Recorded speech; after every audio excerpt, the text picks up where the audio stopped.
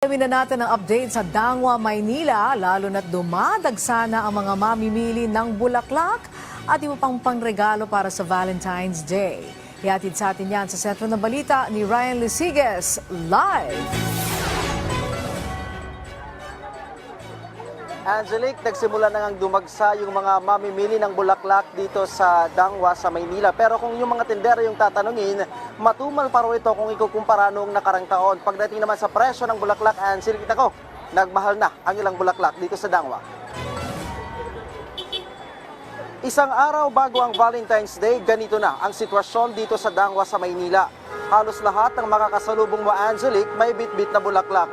Mula Quezon City, dinayo pa ng magbabarkada na sina Tyron, Jared at Jalek ang Dangwa para bumili ng bulaklak. Si Tyron, hindi lang para sa nililigawan ang biniling bulaklak. May laan din para sa kanyang magulang at mother-in-law. Para po mabigay ng importansya yung taong yun para mapakita namin na gusto namin sila ganun. Tsaka mahalaga sila sa amin. Angelique, hindi lahat ng nagtutungo dito ay may jowa. Tulad na lamang ni Jared na bumili ng bulaklak para sa kanyang mga magulang. Ipakita mo lang na mahal mo yung mga tao na sa paligid mo. Pakita mo sa kanilang mahal mo sila. Kaya ito, little smallest way na mapapakita.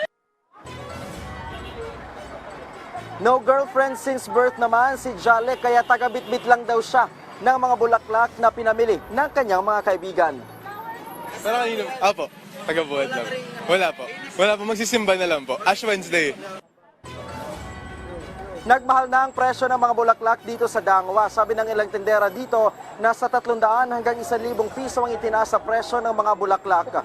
Ang presyo ng mga bouquet of flowers naglalaro sa 600 pesos hanggang 4,000 pesos.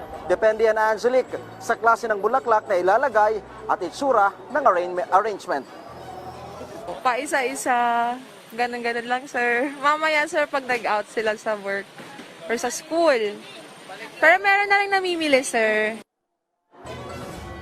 Angelique, sa dami nga nang nagtutungo dito ilang oras or isang araw bago ang Valentine's Day, medyo nagsisikip na yung kalsada dito sa may bahagi ng Laong-Laan dito sa may bahagi ng Maynila. Nandito na rin yung mga tauhan mula sa barangay at yung ilang miyembro ng PNP para i-guide yung mga motorista na nagtutungo dito. At tulad nga ng nakikita mo dito sa aking likuran, ayan, nagkalat yung mga bulaklak dyan at iba't ibang klase nga. Eto si ate.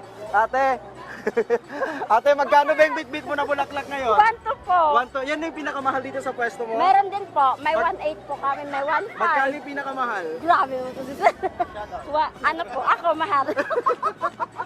Ayan o, ito Angelique, 1.2 yung bulaklak na hawak niya. Pero kung medyo nagtitipid ito, meron dito, may tig 500 pesos. At kung walang-wala talaga, Angelique, meron din yung mga isang stem lang ng rosas, naglalaro yan sa 150 pesos. Angelique.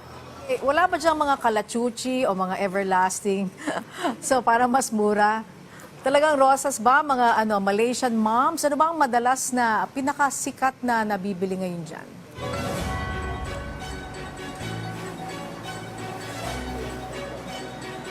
Angelique, yung Ecuadorian at saka yung sunflower at yung rosas yung madami dito. Actually, naghahanap ako ng santan kasi alam ko mas mura yun, Angelique. No? Pero so far, wala tayong nakikita dito.